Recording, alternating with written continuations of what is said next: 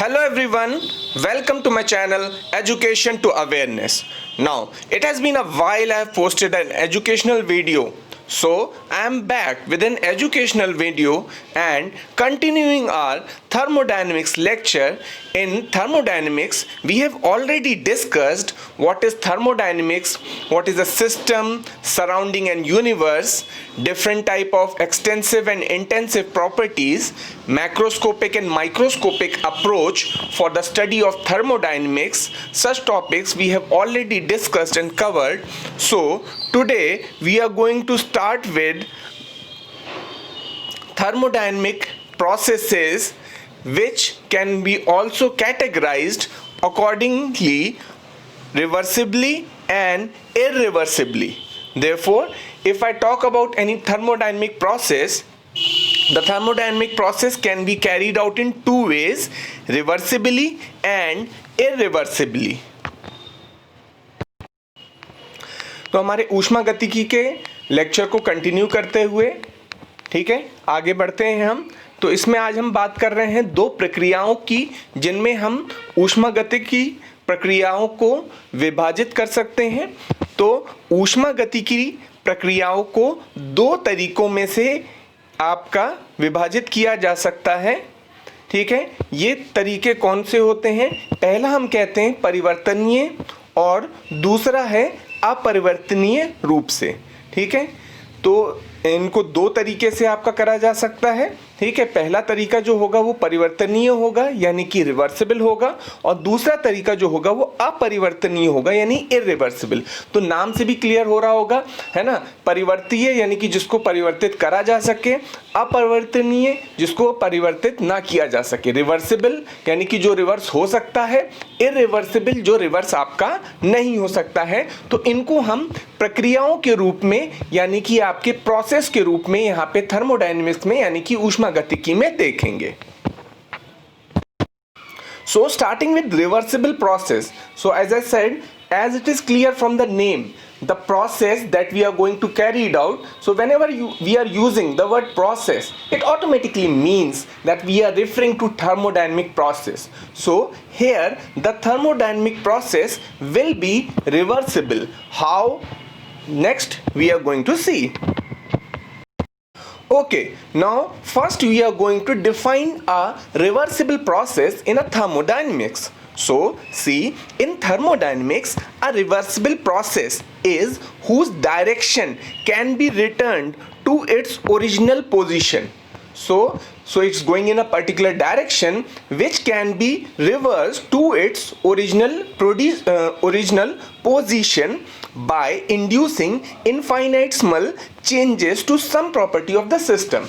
So suppose you are going on a path. Now you have to reverse back to your original path. So in thermodynamics, in order to reverse back, in order to put a reverse gear, you need to change some of the properties of the system, and these changes, as it is mentioned, is infinitesimal. Infinitesimal means very है ना, large way में, in a large way it is small. Infinitesimal means very minute, very tiny, so that it exactly reaches the initial point from where it has started.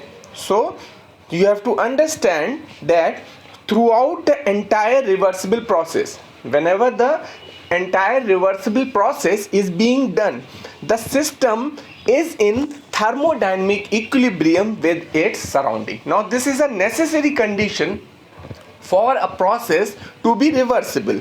The condition is that when the process is being carried out, the system in which the thermodynamic process is being done will always be in equilibrium with its surrounding. Whatever energy is being absorbed, the same amount of energy will be rejected. So this was in terms of energy. Similar for heat we can say, or for any mechanical work we can say. Okay, now further discussing, reversibility means the reaction operates continuously at quasi-equilibrium. So we have already discussed quasi-static process, in which we have seen the process is carried out at such a small pace so that we can trace each and every step of the process. We are not only concerned with the initial and final product, we are concerned with the each and every step which is being followed from the initial state to the final state. Okay, now therefore, as we have already discussed, quasi-static is a very slow process, and it is a process in which the thermodynamic equilibrium of the system is maintained, and since the reversible process also requires the system to be in thermodynamic equilibrium, therefore a reversible process should operate continuously at quasi-equilibrium. Now ideally reversible process, okay, the energy from work performed by or on the system would be maximized and from heat would be zero.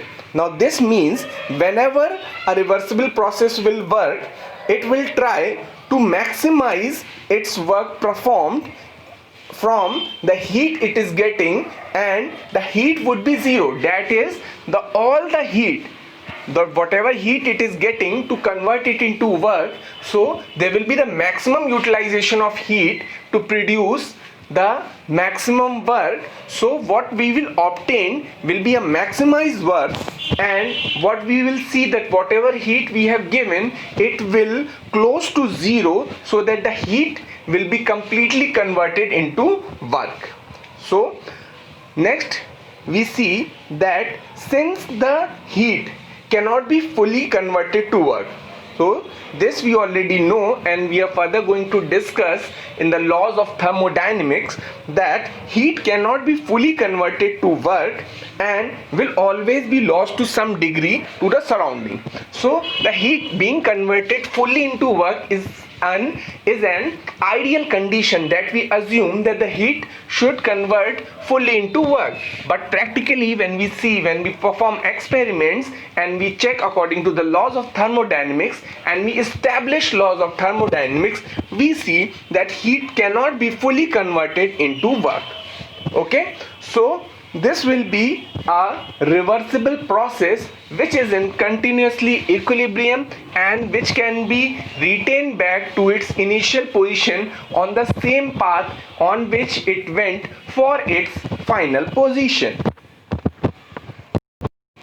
Hindi में हम बात करें कि हमारी जो परिवर्तनीय प्रक्रिया होती है, ठीक है, तो ऊष्मागतिकी में जो हम परिवर्तनीय प्रक्रिया की बात करते हैं, ठीक है, जिसकी दिशा को सिस्टम की कुछ यहाँ पे संपत्ति आ गए, यानी कि यहाँ पे प्रॉपर्टी से हमें मतलब है, तो प्रॉपर्टी का थोड़ा सा जो ट्रांसलेशन है वो गलत हो गया है, ठीक है। तो यहाँ पे जो सिस्टम की यानी हम बात करते हैं जो हमारा सिस्टम सराउंडिंग एंड यूनिवर्स, तो जो भी हमारा सिस्टम है, ठीक है, उसकी जो आपकी प्रॉपर्टी होंगी, ठीक है, उसमें हमें क्या करना पड़ेगा कि अति सूक्ष्म परिवर्तन, जहाँ पे हमने वो बात करी थी इनफाइनेटली स्मॉल, परिवर्तित करना होगा, ठीक है। तो ये जो परिवर्तन होंगे ये इसको इसकी मूल स्थिति में वापस लाने के लिए होंगे, यानी कि क्या होगा, एक आपकी जो पोजीशन होगी वो प्रारंभिक होगी, ठीक है, और दूसरी आपकी जो पोजीशन होगी वो फाइनल होगी, यानी कि अंत की होगी, ठीक है। तो आपकी जो प्रारंभिक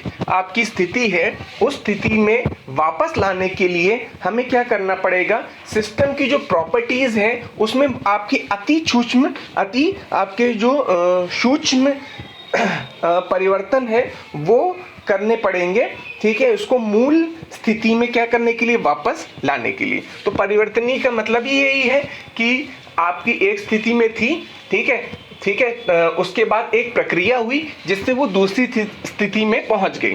तो आपको ये समझना होगा कि आपकी जो भी प्रक्रिया हो रही है ना, जो आपके सिस्टम में, तो वो एक आपकी स्थिति में था, उसको हमने क्या किया, दूसरी स्थिति में पहुंचाया। तो अगर हम उस स्थिति से वापस उसको उसकी मूल स्थिति में वापस ले आते हैं तो इस तरह की प्रक्रिया को हम कहेंगे परिवर्तनीय।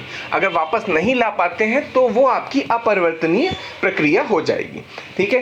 प्रतिवर्ती या परिवर्तनीय प्रक्रिया के दौरान सिस्टम अपने परिवेश यानी कि आपका एनवायरनमेंट के साथ ऊष्मागतिकी संतुलन में है। ऊष्मागतिकी संतुलन, यानी जो हम लोगों ने पहले भी डिस्कस करा था, ऊष्मागतिकी साम्य अवस्था।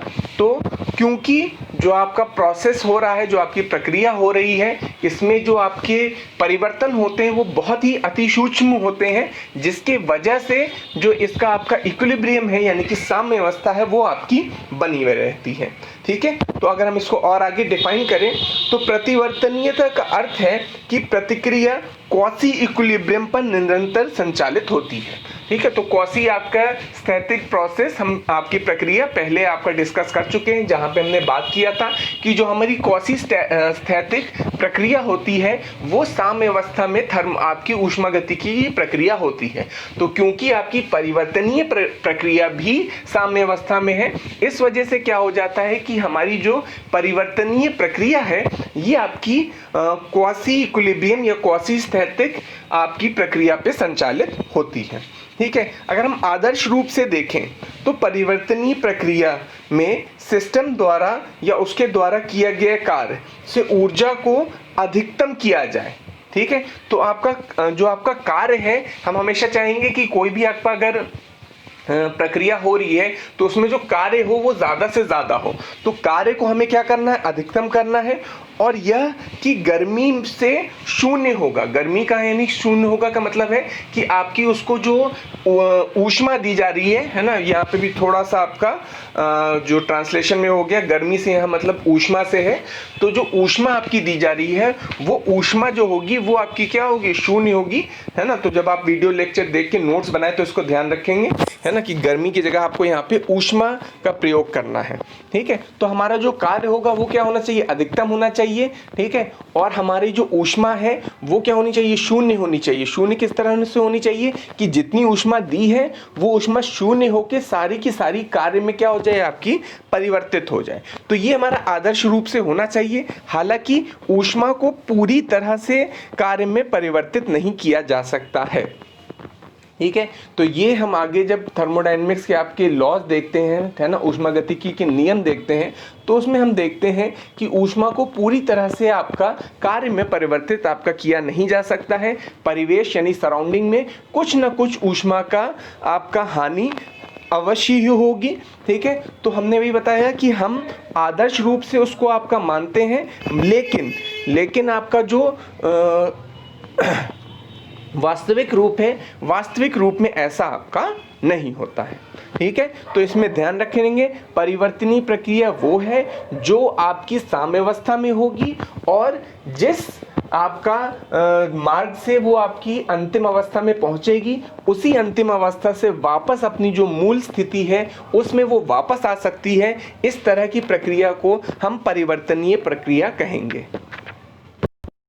बात करते हैं irreversible process. So it is automatically clear from the name that it is not reversible. Irreversible means which cannot be reversed, and here we are talking in terms of thermodynamic process, a thermodynamic process which cannot be reversed to its original position.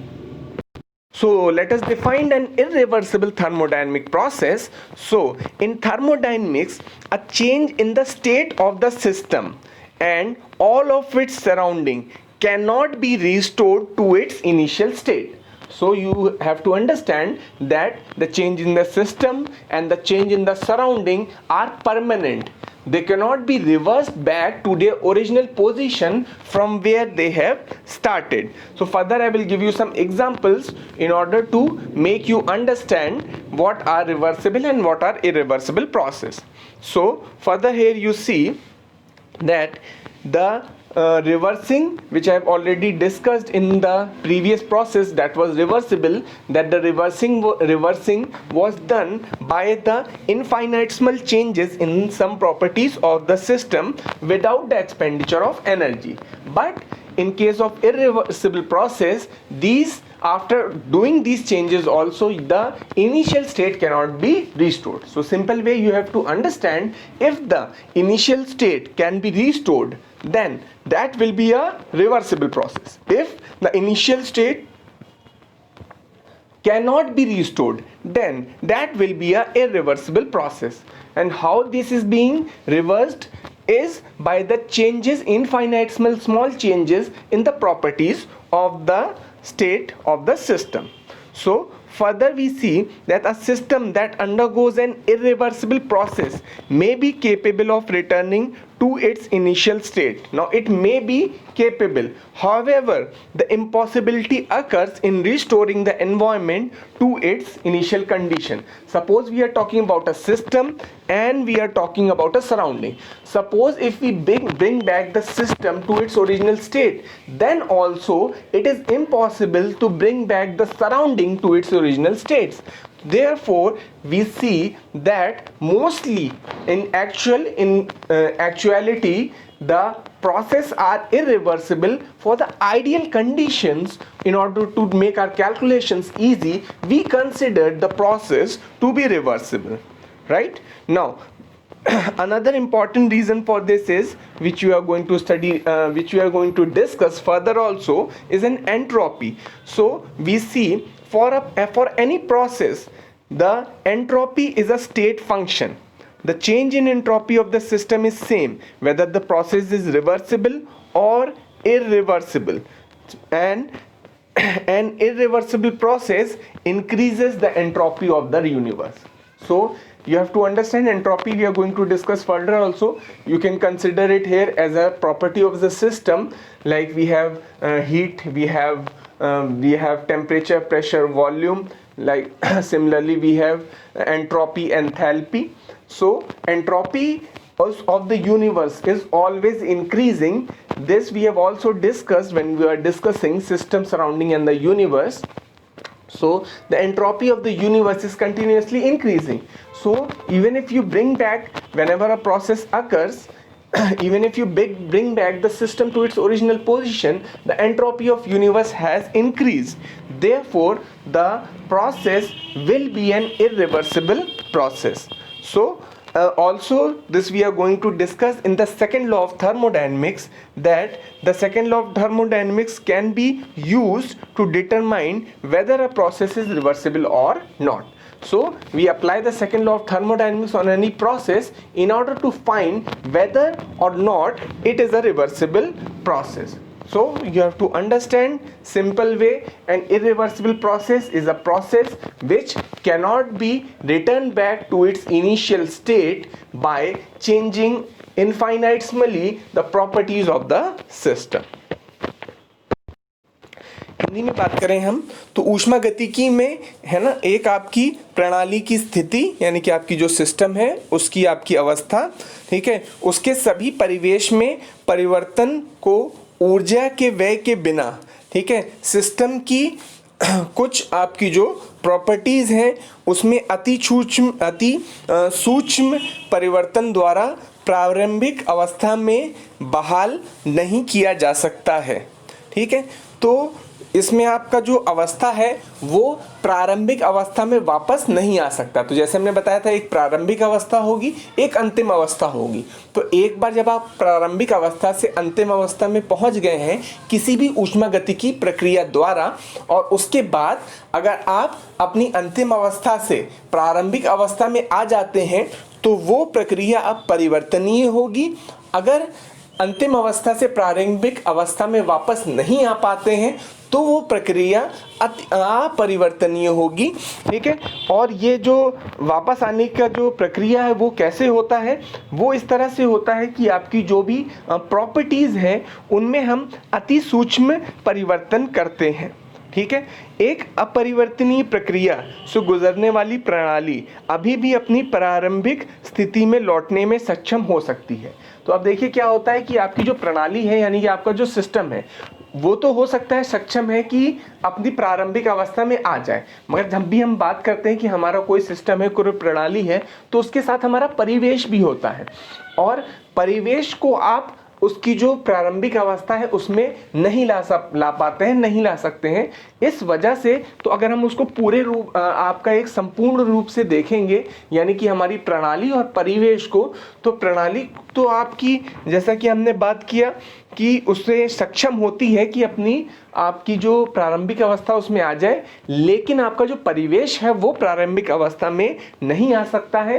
आपका जो परिवेश है उसमें जो भी बदलाव होते हैं वो सारे आपके अपरिवर्तनीय होते हैं। तो अगर हम इसे पूर्ण रूप से देखेंगे तो हमें हमेशा दिखेगा कि कोई भी प्रक्रिया जो होती है वो प्रक्रिया हमेशा ही अपरिवर्तनीय होती है। ठीक है, एक अपरिवर्तनीय प्रक्रिया ब्रह्मांड की एंट्रोपी को बढ़ाता है। तो ये हमने वही बात है, अभी इंग्लिश में भी हम लोगों ने डिस्कस किया था कि एंट्रोपी आपकी एक प्रॉपर्टी होती है सिस्टम की, और हमेशा कोई भी प्रक्रिया होगी तो ब्रह्मांड यानी कि जो हमारा यूनिवर्स है उसकी जो एंट्रोपी है वो हमेशा बढ़ जाती है।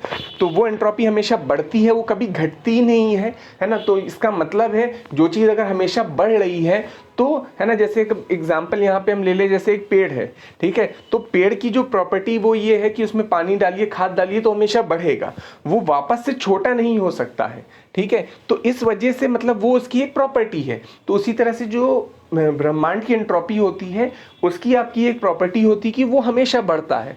तो हमेशा बढ़ता है तो वो कभी वापस से आपका छोटा होके या वापस से कम नहीं हो सकता है। तो वो कभी अपनी जो आपकी प्रारंभिक अवस्था है, मूल स्थिति है, उसमें वापस नहीं आ सकता है। ठीक है, क्योंकि एंट्रोपी जो है वो सिस्टम की एंट्रोपी में जो परिवर्तन होता है वो हो सकता है समान भी हो। ठीक है, ठीक है, ये जो सिस्टम की बात कर रहे हैं या प्रणाली की बात कर रहे हैं, इसमें ये परिवर्तनीय या अपरिवर्तनीय हो सकती है, लेकिन जब हम हमारे प्रणाली को आपका ब्रह्मांड के साथ जोड़ देते हैं तो ये हमेशा ही अपरिवर्तनीय होती है। और इसको हम चेक अगर करना चाहें तो ऊष्मागति के दूसरे नियम का उपयोग करके यह निर्धारित किया जा सकता है कि कोई प्रक्रिया परिवर्तनीय है या नहीं है। ये आगे हम लोग जो सेकेंड लॉ ऑफ थर्मोडायनेमिक्स ऊष्मागति का दूसरा नियम पढ़ेंगे तो उसमें किसी भी प्रक्रिया के लिए हमारे पास एक फॉर्मूला एक आपका आ जाएगा जिसके हेल्प से हम ये चेक कर पाएंगे कि वो प्रक्रिया हमारे पास परिवर्तनीय है या आपकी नहीं है। ठीक है, तो फिर अब हम लोग कुछ एग्जाम्पल से इसको आपका देखना चाहेंगे। तो यहाँ पे देखिए आपका एक ये एग्जाम्पल मैंने लिया है, ठीक है, रिवर्सिबल प्रोसेस के लिए। ठीक है, तो देखिए यहाँ पे इस रिवर्सिबल प्रोसेस के लिए हम यहाँ पे देख पा रहे हो, एक हमने क्या किया है, सिस्टम कंसिडर किया है। सिस्टम के बाहर जो है ये हमारा सराउंडिंग है। ठीक है, और फिर आप देख सकते हैं कि इसके थ्रू हमने देखा है कि यहाँ पर एक हीट है जो आपका देखिए एरो बना हुआ है, बाहर की तरफ आपका जा रहा है। ठीक है, तो यहाँ पे देखिए आपका हमने मान लिया है कि सपोज करें कि इसके पास जो आपकी टोटल आपकी हीट थी वो कितनी थी आपकी, यहाँ पे देखिए दिया हुआ है आपका T प्लस डेल्टा T, यानी कि बाहर जो आपकी हीट है वो आप देख सकते हैं वो कितनी है, यानी कि T, यानी कि जो आपका टेम्परेचर है। ठीक है, अंदर का जो टेम्परेचर है वो कितना हो गया आपका T प्लस डेल्टा टी। तो इसका मतलब डेल्टा टी आपके इसके पास जो टेम्परेचर है ज़्यादा है उसके वजह से क्या होगा, दोनों में एक आपका तापमान का डिफरेंस यानी टेम्परेचर का डिफरेंस हो जाएगा। इस टेम्परेचर के डिफरेंस की वजह से देखिए हीट इसमें क्या करेगी, आपकी बाहर की तरफ जाएगी। अब थोड़ी देर बाद क्या होगा कि जो इससे हीट आपकी लॉस हो रही है उसके वजह से अगर आप क्या करें, हमारी दूसरी इमेज को देखें तो यहाँ पे अब इसका टेम्परेचर कितना हो गया, T माइनस डेल्टा टी हो गया। तो अब T माइनस डेल्टा टी हो गया तो अब अंदर का जो तापमान है वो बाहर का जो T तापमान है उससे कम हो गया, जिसकी वजह से देख सकते हैं ये एरो आपका हीट जो है अब आपकी कहाँ जा रही है, अंदर की तरफ आपकी जा रही है। ठीक है, तो यहाँ से ये देखिए ये चीज़ें हमें पता चलती है कि इसमें आपकी हमेशा क्या होता है, कुछ ना कुछ प्रक्रिया आपकी होती रहती है। अगर आपका टेम्परेचर ज़्यादा होगा तो जो ऊष्मा है वो बाहर की तरफ जाएगी, अगर टेम्परेचर कम हो जाएगा तो ऊष्मा आपकी अंदर की तरफ जाएगी। जब तक ऐसा होता रहेगा जब तक इसमें आपकी साम्यावस्था ना हो जाए या फिर ऐसा ना हो जाए कि जितनी हीट इसमें से क्या कर रही है आपकी बाहर जा रही है उतनी हीट इसमें क्या करे, आपका अंदर आए। अगर ऐसा होने लगे तब हमें दिखेगा कि दोनों का तापमान आपका समान हो गया है। लेकिन उस स्थिति में भी even in that condition the amount of heat flowing outside the system and amount of heat flowing inside the system is same, which we cannot see, but at that moment also there is flow of heat. यानी कि उस स्थिति में भी जब तापमान same हो गया है तब भी दोनों में ऊष्मा का आदान प्रदान हो रहा है, वो बिल्कुल बराबर हो गया है। इस वजह से हमें दिख रहा है कि हमारा जो तापमान है वो आपका क्या हो गया, एक समान हो गया है। ठीक है, तो ये केस वो हो गया जहाँ पे हम कह सकते हैं कि आपका the system undergoes changes such that the system plus surrounding can be put back in its original state by exactly reversing the process. यानी कि हम क्या करें, पहले हमने हीट निकाली फिर हीट वापस दी तो वो सिस्टम अपनी ओरिजिनल पोजीशन में आ गया। ठीक है, in a reversible process the changes proceeds in an infinitely small step. Infinitely small step क्यों कह रहे हैं, इसी की वजह से यहाँ पे देखिए डेल्टा यूज़ किया है, ऐसा नहीं किया है T1 प्लस T2 कर दे, क्योंकि अगर टेम्परेचर में उतना ज़्यादा चेंज हो जाएगा तो वो एक कंसिडरेबल चेंज होगा रिकॉर्ड करने के लिए। अगर हमने मान लीजिए टेम्परेचर था 22 डिग्री सेल्सियस और उसको 22.1 कर दिया तो हम कहेंगे वो उतना चेंज नहीं है, 22.1 से वापस 22 हो गया, मगर अगर वो 22 से 23 हो गया, 24 हो गया, तब वो चेंज हो जाएगा। इसको आप एक एसी के उससे भी समझ सकते हैं कि अगर एसी एक चलता है और सपोज करिए 16 डिग्री सेल्सियस टेम्परेचर रूम में मेंटेन कर रहा है, तो अगर रूम का टेम्परेचर है ना, अब आपका अगर 17 डिग्री सेल्सियस हो जाएगा तो उसको क्या करना पड़ेगा, कूलिंग अपनी बढ़ानी पड़ेगी। मगर अगर वो 16.1 हुआ है या 16.3 हुआ है तो उतना सेंसर भी आपका नहीं रिकॉर्ड करेगा जब तक वो टेम्परेचर आपका 1 डिग्री सेल्सियस आपका नहीं बढ़ जाता है। ठीक है, तो वही चीज़ है कि उस कंडीशन में जहाँ पे वो तापमान बिल्कुल मेंटेन हो जा रहा है,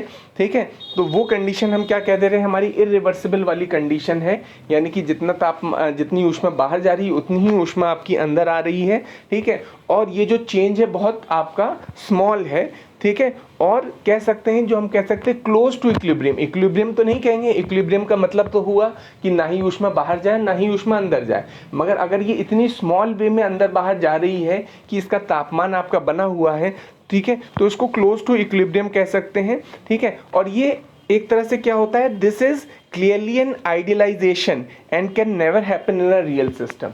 यानी कि जितना भी हम रिवर्सिबल प्रोसेस को आपका मान रहे हैं, ये एक्चुअल में एक आइडियल प्रोसेस है। हमारी जो आपकी स्टडी होती है, कैलकुलेशन होते हैं, एक्सपेरिमेंट्स होते हैं, इनको करने के लिए एक्चुअल वे में आपका इस तरह का प्रोसेस नहीं होता है, क्योंकि एक्चुअल वे में जो चेंजेस होते हैं वो बहुत ज़्यादा होते हैं, और जो चेंजेस होते हैं परमानेंट होते हैं, उनको रिवर्स करके हम वापस से वही सेम पोजीशन पे आपका नहीं ला सकते हैं।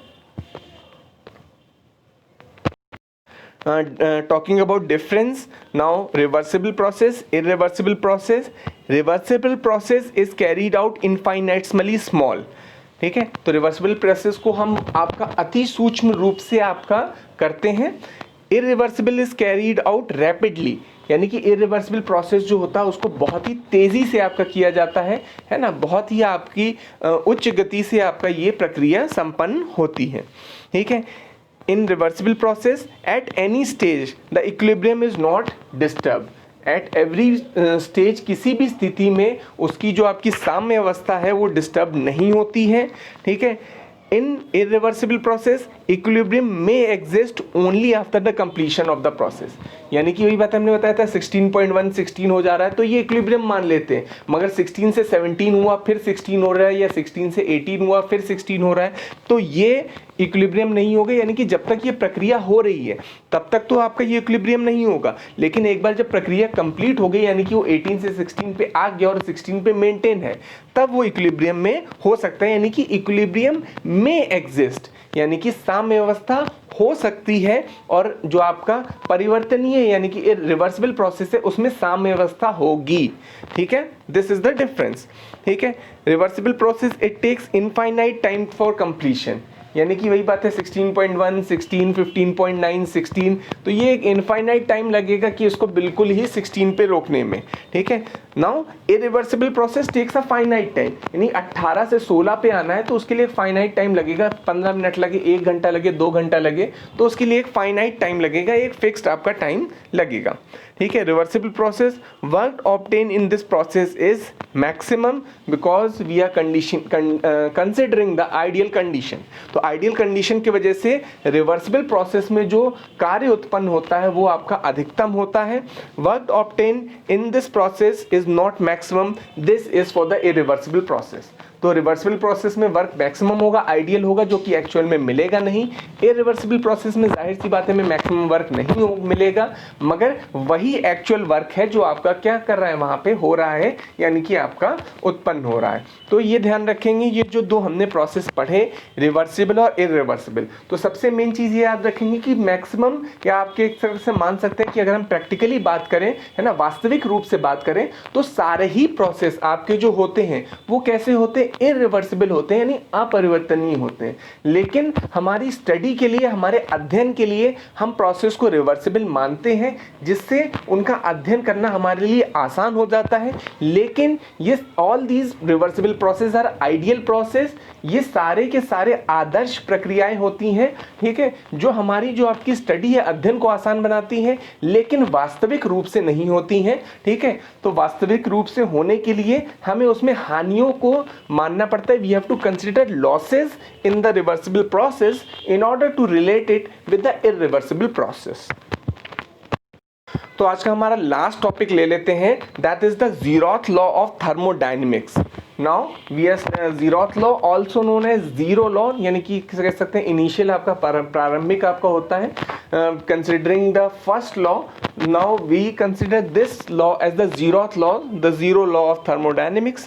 Now what does this law says? Now if object A, okay, let me use the brush over here.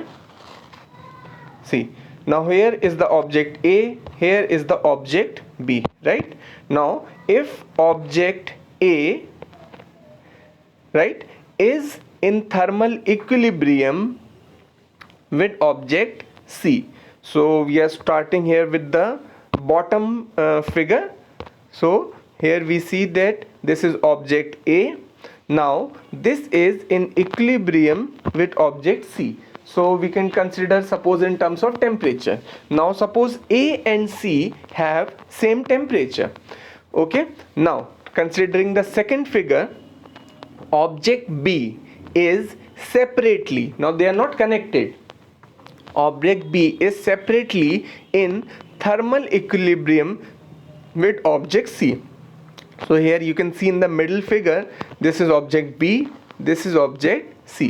So object B is separately in thermal equilibrium with C, okay, and A and B, these are not in direct contact, right? So next we see at the topmost figure, now what this law says, then object A and object B will be in thermal equilibrium if they are placed in thermal contact. Now suppose if we take object A and object B, which were separately in thermal equilibrium with object C, and place them together, since A was also in equilibrium with C, B was also in equilibrium with C, therefore A and B will also be in equilibrium. So contradictory to this, there is a real life example which is always told by the teachers. So I'm telling you here also, suppose A, B, C are three friends. So if suppose A is friend of C, right, A is friend of C, B is friend of C, A is friend of C, B is friend of C. Now you know that A and B are friends, this is not necessary. See, if I am friend with you and if someone is friend with you, then it is not necessary I am in friendship with that third person. So this is an example, just in order to make you understand. So here you see that in terms of thermodynamics, it becomes true that if A and C are in equilibrium, if B and C are in equilibrium, both are in thermal equilibrium separately, then when A and B will be placed together, they will also be in thermodynamic equilibrium. This is simply the zeroth law of thermodynamics. ठीक है, तो ऊष्मा गति का जीरोवा नियम, zeroth law of thermodynamics, Hindi में आपको बता देते हैं। यदि कोई दो सिस्टम किसी और सिस्टम के साथ थर्मल इक्विलिब्रियम यानी कि साम्यावस्था संतुलन में है, तो दोनों सिस्टम एक दूसरे के साथ भी थर्मल इक्विलिब्रियम में है। तो एक सिंपल एक लाइन में अगर हम इसको डिफाइन करें तो यही है कि जैसे मैंने बताया उसके प्रीवियस फिगर में कि अगर ए सी के साथ आपका थर्मल इक्विलिब्रियम में है, बी भी सी के साथ थर्मल इक्विलिब्रियम में है, ए और बी अभी डायरेक्ट कांटेक्ट में नहीं है, बी सी के कांटेक्ट में है, ए सी के कांटेक्ट में है, और दोनों को हमने चेक करा कि वो थर्मल इक्विलिब्रियम में है। तो अब अगर ए और बी को एक साथ रख देंगे तो ए और बी आपस में भी एक साथ में थर्मल इक्विलिब्रियम में होंगे। ठीक है, तो ये जैसे हमने कहा था कि सपोज करो ये ए है और ये उसके साथ सी है, ये आपस में कांटेक्ट में है और थर्मल इक्विलिब्रियम में है। ठीक है, फिर सपोज करो ये आपका बी है। ठीक है, बी और सी भी आपस में थर्मल इक्विलिब्रियम में आपका है। ठीक है, अब उसके बाद ये देख सकते हैं यहाँ पे कि ये ए और बी आपस में किसी डायरेक्ट कांटेक्ट में नहीं है, मगर अगर हम यहाँ से ए को उठा के नीचे ले लें और बी को उठा के नीचे ले लें और इनको क्या करें कांटेक्ट में ले आए, तो ऊष्मागतिकी के जीरोवें नियम के अनुसार ए और बी आपस में भी थर्मल इक्विलिब्रियम में आपका होंगे। यानी दो सिस्टम को एक ऐसी कड़ी से जोड़ा जाए, ठीक है, ये कड़ी यहाँ पे जैसे जो सी मैंने बताया जाए, जो केवल ऊष्मा को ही प्रवेश करने दे और फिर भी दोनों सिस्टम में कोई बदलाव ना हो, तो वे थर्मल इक्विलिब्रियम में कहलाएंगे। ठीक है, एग्जाम्पल इसका देखिए, फ्रिज के अंदर रखा खाना फ्रिज की हवा के साथ थर्मल इक्विलिब्रियम में होता है। ठीक है, शुरू में जब खाना रखते हैं वो गर्म होता है, जब अंदर रखते हैं तो वो ठंडा हो जाता है, जब वो गर्म है तब वो थर्मल इक्विलिब्रियम में नहीं है, जब वो आपका फ्रिज के ही तापमान पे ठंडा हो गया तब वो उसके साथ थर्मल इक्विलिब्रियम में हो गया, क्योंकि खाने की और हवा की ऊष्मा में कोई परिवर्तन नहीं आता। एक बार जब वो ठंडा हो गया तब उसमें से कोई ऊष्मा आपकी नहीं निकलती, जब तक वो गर्म था तब तक उसमें से ऊष्मा आपकी निकलती है। ये इसका आपका एक एग्जाम्पल यानी उदाहरण हो गया। ठीक है, तो एज आई ऑलरेडी डिस्कस है ना कि जो एक मैथमेटिकल वे में गणितीय भाषा में यदि सिस्टम ए सिस्टम सी के साथ थर्मल इक्विलिब्रियम में है, सिस्टम बी सिस्टम सी के साथ थर्मल इक्विलिब्रियम में है, तो ए और बी भी थर्मल इक्विलिब्रियम में है। यानी कि if A is equal to C, B is equal to C, then it is automatic that A is equal to B। ऐसा हमेशा नहीं होता है। जो रियल लाइफ एग्जांपल मैंने फ्रेंड्स का एक एग्जांपल आपको बताया कि अगर मान लीजिए तीन A, B और C, अगर मान लीजिए तीन दोस्त हैं, है ना, A C का दोस्त है, B भी C का दोस्त है, तो आपको पता है ये ज़रूरी नहीं कि A और B भी आपस में दोस्त हों, लेकिन यहाँ पे थर्मोडायनेमिक्स में ऐसा टेम्परेचर के टर्म्स में हो जाता है, इक्वालिटी हो जाती है। फ्रेंडशिप के टर्म्स में इक्वालिटी नहीं होती है, फ्रेंडशिप आपको एक एक के साथ खुद करनी होगी, है ना। ऐसे कॉमन करके अगर मेरी बी के साथ, मैं ए हूँ, मेरी बी के साथ फ्रेंडशिप है, ठीक है, और मान लीजिए कोई सी है आपकी, उसकी भी बी के साथ फ्रेंडशिप है, तो ए और सी यानी कि मेरी और सी की फ्रेंडशिप आपकी हो, ऐसा ज़रूरी नहीं है। ठीक है, मैक्सवेल आपके जो साइंटिस्ट थे, मैक्सवेल में सरल शब्दों में कहा कि हर तरह की ऊष्मा एक जैसी है। ठीक है, यह मतलब वो एक जैसी, जैसे फ्रेंडशिप एक जैसी नहीं होती लेकिन ऊष्मा जो होती है वो एक जैसी होती है। यहाँ पे आप ये चीज़ समझ सकते हैं, है ना, ऊष्मा एक जैसी होती है, फ्रेंडशिप एक जैसी नहीं होती है। ठीक है, यहाँ तीनों सिस्टम का तापमान एक समान होता है, मतलब ए और बी का समान हो गया, है ना, और अगर आपका बी और सी का समान हो गया, ठीक है, तो सॉरी ए और सी का समान हो गया और बी और सी का समान हो गया, तो ए और बी का भी समान हो जाएगा। यहाँ तीनों सिस्टम का तापमान एक समान होता है, जिससे कि अगर ये तीनों एक दूसरे को छू भी लें तो कोई ऊष्मा आपकी नहीं बहेगी। तो वहाँ पे वही बात होती है कि यहाँ पे अगर टच करते भी हैं, जैसे हमने पहले बताया था कि जब ए किसके साथ था, सी के साथ था, बी किसके साथ था, सी के साथ था, ए और बी आपस में एक साथ नहीं थे, मगर इनको ए और बी को अगर आपस में हम एक साथ ले भी आएंगे, और क्योंकि ये दोनों सी के साथ एक ही टेम्परेचर पे थे, तो ए और बी को भी आसपास लाने पे कोई तापमान में बहाव आपका नहीं होगा। तो ये आज का वीडियो था। ठीक है, तो इसके लिए मैं थोड़ा सा माजरत चाहूँगा कि काफ़ी टाइम बाद मैं आपका ये एजुकेशनल वीडियो पोस्ट कर रहा हूँ। I was a little busy with my shop, जो मैंने आपकी नया आपका एक कह सकते हैं बिज़नेस, गारमेंट, रेडीमेड गारमेंट का बिज़नेस शुरू किया है, तो उसकी वजह से मैं थोड़ा सा बिजी हो गया था, लेकिन मैं कोशिश करूँगा कि ठीक है नेक्स्ट आपका जो एजुकेशनल वीडियो है वो जल्द से जल्द आपका अपलोड कर सकूँ, ताकि आपको जो सिलेबस है वो प्रॉपर टाइम में कंप्लीट हो सके, क्योंकि एग्ज़ाम्स तो हो सकता है अभी आपके डिले होकर ही होंगे, तो मुझे लगता है कि हमारे पास सफिशिएंट टाइम होना चाहिए आपका जो सिलेबस है उसको कंप्लीट करने के लिए। ठीक है, तो आज का वीडियो आपको कैसा लगा ये मुझे कमेंट सेक्शन में ज़रूर बताएं। अगर आपको वीडियो अच्छा लगा हो तो इसे लाइक कर सकते हैं। अगर आप चैनल पे पहली बार आए हैं या अगर अभी तक आपने मेरे चैनल को सब्सक्राइब नहीं करा हो तो प्लीज़ प्लीज़ प्लीज़ ज़रूर से चैनल को सब्सक्राइब कर लें। शुक्रिया, जय हिंद।